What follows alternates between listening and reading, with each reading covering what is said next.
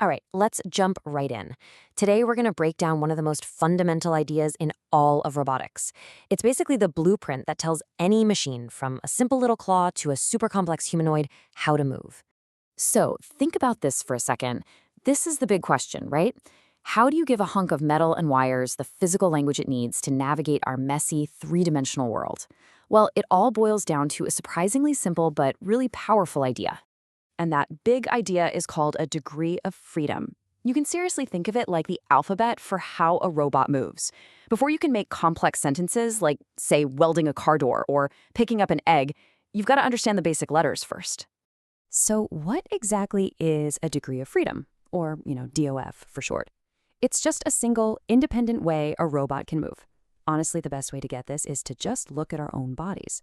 Your elbow? It's a simple hinge. It bends and it straightens. That's it. That's 1 degree of freedom. Your shoulder, though? Man, that thing can move all over the place. That means it has many degrees of freedom. So here's the key, the simple rule. We're just counting the number of unique ways something can move. Think about a door hinge. It only does one thing, right? Swings open, swings shut. That's it. One single motion, 1 degree of freedom. This simple idea is the building block for literally everything else. Okay, so now that we've got the basic building block, let's see how it gets interesting. It turns out that every single complicated movement you can imagine can be broken down into just 2 basic types. Every action a robot takes is just some form of sliding or some form of spinning.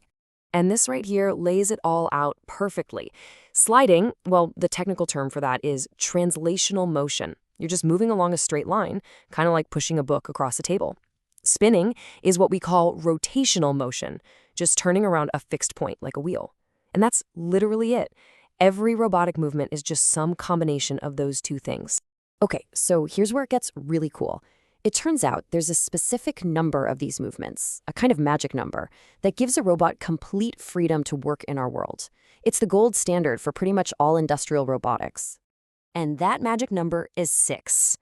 With 6 very specific degrees of freedom, a robot can put its tool, or its gripper, at any point in 3D space and orient it in any direction. This is the key to real versatility. So, how do we get to 6? It's actually pretty straightforward. First, you've got the 3 sliding motions, side to side, forward and back, and up and down. Then you just add the 3 spinning motions. For these, just picture an airplane. You've got roll, which is when the wings tilt. You've got pitch, which is the nose going up or down, and you've got yaw, which is the nose turning left or right.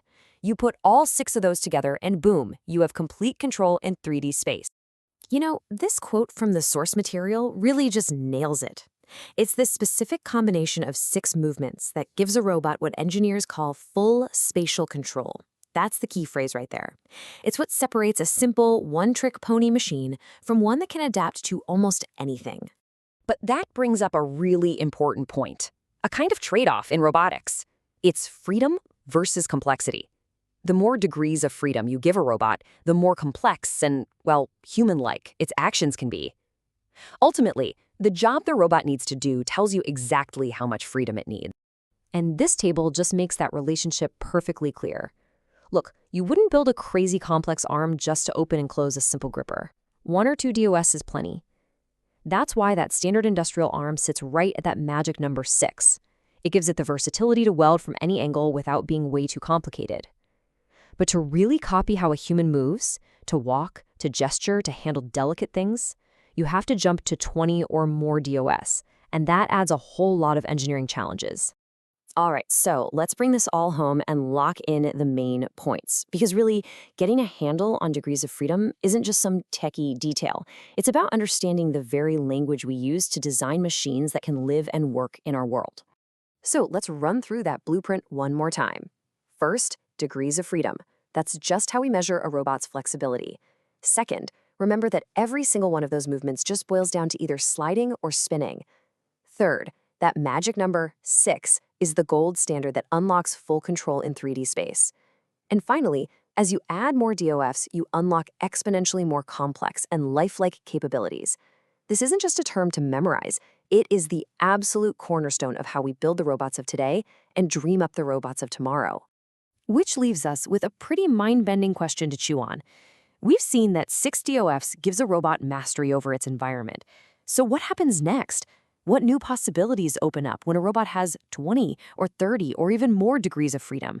When it starts to approach the complexity of a living creature, what will they be able to do then? It's a pretty wild future to think about.